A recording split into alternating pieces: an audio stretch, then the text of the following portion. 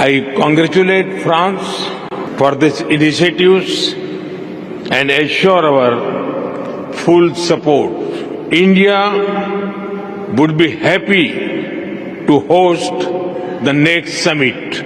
Thank you. ये जो PM Modi की स्पीच है ना, ये याद रखी जाएगी। इसमें ऐसे ऐसे कोट्स उन्होंने कहे हैं जो आगे मुस्तकबिल में होने जा रहा है, फ्यूचर में एआई के पर्सपेक्टिव में।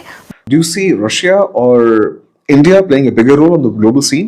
I think हर मुल्क के पास अपॉर्चुनिटी है, क्योंकि America will need partners in the region जो एंटी चाइना होंगे। बातचीत में फ्रांस के राष्ट्रपति मैक्रोन पीएम मोदी के साथ भारत में मल्टी बैरल रॉकेट सिस्टम को लेकर भी डील कर सकते हैं। ये हो क्या रहा है, इसकी वजह ये है कि कहा ही जा रहा है कि फ्रांस की अब ये ख्वाहिश है, फ्रांस ये चाहता है कि वो इंडिया से पिनाका जो रॉकेट लॉन्चर बैरल सिस्टम है वो ले। I appreciate Prime Minister Modi's point.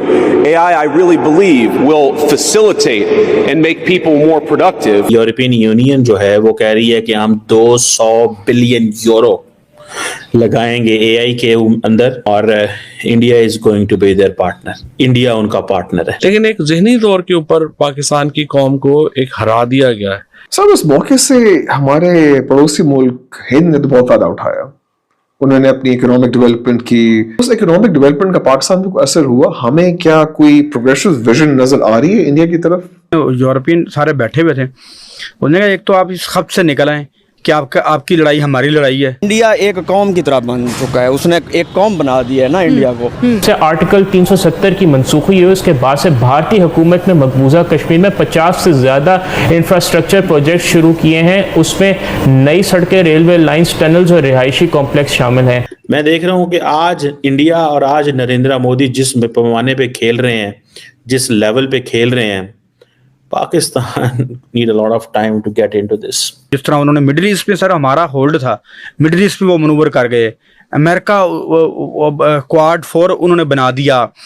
फिर यूरोप में मैं देखता हूँ कि वो अपने मामलात कर गए, वो रशिया के साथ अपने मामलात देख रहे हैं, वो चाइना के साथ अपने मामलात देख रहे हैं। ऐसा लगता है कि कम से कम फॉरेन पॉलिसी के लिहाज से इंडिया ने पाकिस्तान को आउट क्लास कर दिया। सर अमेरिका जो है उसकी ख्वाहिश है कि सेंट्रल एशिया, अफगानिस्तान और पाकिस्तान में फिर से जहाद की इंडस्ट्री लगे, उसके जरिए फिर वो जो शिंगजांग वाला मामला है उसको एक दफ़ा किया जाए। फिर तो मैं आपके सामने अभी तो कुछ ये पॉइंट्स रखे देती हूँ और साथ ही हम ये बात करेंगे कि ये होने क्या जा रहा है, ये हो क्या रहा है। इसकी वजह ये है कि कहा ही जा रहा है कि फ्रांस की अब ये ख्वाहिश है, फ्रांस ये चाहता है कि वो इंडिया से पिनाका जो रॉकेट लॉन्चर बैरल सिस्टम है वो ले। तो फ्रांस पिनाका लेना चाहता है और जो इंडिया है वो हो सकता है कि अब अमेरिका से F-35 ले। चले इसके ऊपर हम जरा बाद में आते हैं, लेकिन पहले हम जरा एआई समिट के अंदर जो ये बातचीत हुई है इसके कुछ की पॉइंट्स पर हम बात कर लेते हैं। एक तो हमने, जैसे मैंने आपको बताया कि उनका ये कहना था कि सबसे बड़ा जो है वो टैलेंट पूल है इंडिया के पास, एआई टैलेंट पूल। और फिर उन्होंने ये कहा कि we are at the dawn of AI age, we are at the dawn of AI age. उनके कुछ ऐसी कोटेशंस है, मैं आपको ये बता दूं। ये जो पीएम मोदी की स्पीच है ना, ये याद रखी जाएगी। इसमें ऐसे ऐसे कोट्स उन्होंने कहे हैं जो आगे मुस्तकबिल में होने जा रहा है, फ्यूचर में एआई के पर्सपेक्टिव में जो इस वक्त है। तो ये उन्होंने वो बड़े की पॉइंट्स कहे हैं जिसको अब कोट किया जा रहा है। उनकी इस स्पीच की कोटेशंस जो है ना वो आगे चलती रहेंगी। अच्छा, फिर उन्होंने एक तो हाईलाइट किया है AI impact on global economics and society, कि कैसे ये इम्पैक्ट कर रही है। उनका ये भी कहना था कि देखिए जो कुछ कंट्रीज़ हैं वो इससे परेशान हैं या डर रहे हैं, खौफजदा हैं कि एआई का जो गलत इस्तेमाल है वो बहुत ज़्यादा तबाही लाएगा। तो उन्होंने ये कहा कि हमें मिलकर जो है इसको भलाई के लिए और एक अच्छे काम के लिए इस्तेमाल करने के लिए आगे बढ़ना होगा। अच्छा, फिर उन्होंने जो development of artificial intelligence around the world उसके ऊपर बात की है। फिर उनका ये कहना था कि technology already reshaping economies and society, और 2024 में एआई समिट में यहाँ तक अभी तक जितना हो चुका है उसके ऊपर उन्होंने एक नज़र दौड़ाई।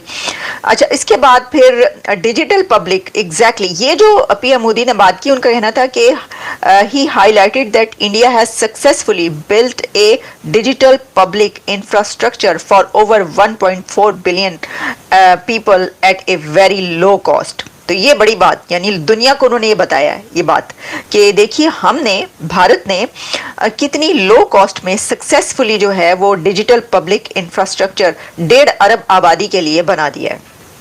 अच्छा, फिर इसमें India leads in AI adoption and techno legal solution, ये उन्होंने कहा है, ये बड़ी अहम बात है।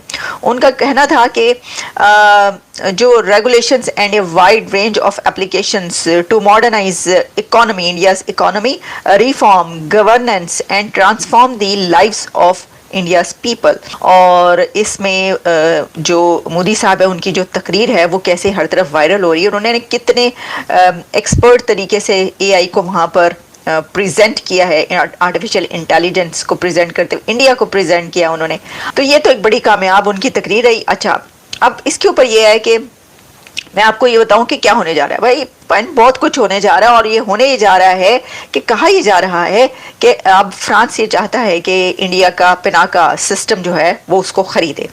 तो देखिए, इससे पहले तो इंडिया की वो जो स्कॉर्पियन सबमरीन और क्या क्या उसकी सब बातें चलती रहीं, इंडिया ने ये खरीदना है, इंडिया ने वो खरीदना है, और इतने का जो है आर्म डील हो रही है, तो आर्म्स डील हो रही है। नमस्कार दोस्तों, स्वागत है आप लोग का हिंदुस्तान स्पेशल के एक और नए वीडियो में। दोस्तों, फ्रांस अपनी रक्षा जरूरतों को पूरा करने के लिए भारत निर्मित Pinaka multi barrel rocket launcher system खरीदने पर विचार कर रहा है। ऐसे कोई सौदा रक्षा क्षेत्र में मेक इन इंडिया पहल की एक बड़ी सफलता साबित होगा। Pinaka multi barrel rocket launcher के मूल्यांकन के लिए एक शीर्ष फ्रांसीसी सैन्य अधिकारी अभी भारत भी आए हुए थे।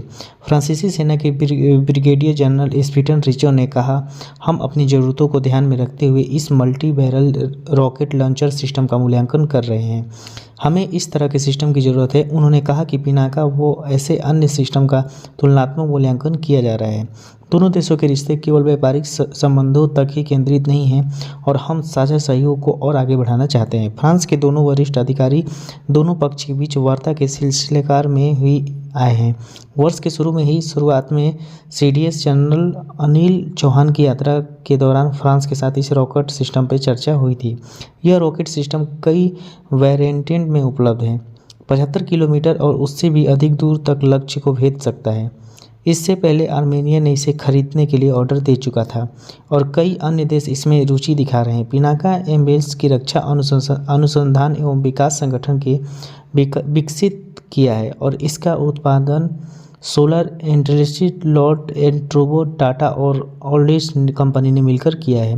1999 में कारगिल युद्ध के दौरान भारतीय सेना ने पिनाका मार्क 1 संस्करण का इस्तेमाल किया था, जिससे पहाड़ की चौकियों पर तैनात पाकिस्तानी चौकियों को सटीकता के साथ निशाना बनाया गया था और युद्ध में दुश्मन को पीछे हटने पर मजबूर किया गया था।